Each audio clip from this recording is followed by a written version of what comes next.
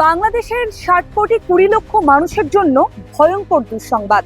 2025 সাল অর্থাৎ এই বছরে দেশটির একটি বৃহত্তর অংশ দারিদ্র্য সীমার নিচে চলে যেতে পারে। অর্থনৈতিক সমস্যা দেশটিকে ভঙ্গুর করে দিতে পারে। অসুস্থতা, দারিদ্রতা এবং অন্যান্য অপ্রত্যাশিত সমস্যার কারণে দেশটির অর্থনৈতিক কাঠামো ভেঙে যেতে পারে। সম্প্রতি বিশ্ব ব্যাংকের এক প্রতিবেদনে বেরিয়ে এলো এমনই চাঞ্চল্যকর তথ্য।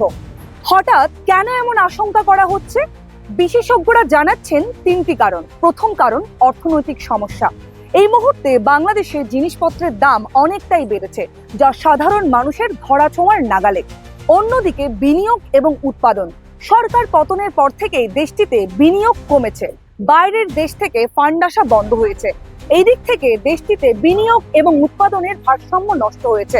আর শেষ কারণ, যেটা বলছেন বিশেষজ্ঞরা, সামাজিক অবক্ষয় এবং দুর্নীতি। 5ই আগস্ট গণ অভ্যুত্থানের পর থেকে দেশটিতে ব্যাপক হারে বেড়েছে দুর্নীতি এবং সামাজিক অবক্ষয়। এই তিনটি কারণেই মূলত দেশটির দারিদ্রতা বৃদ্ধি পাচ্ছে বলে মনে করছেন বিশেষজ্ঞরা।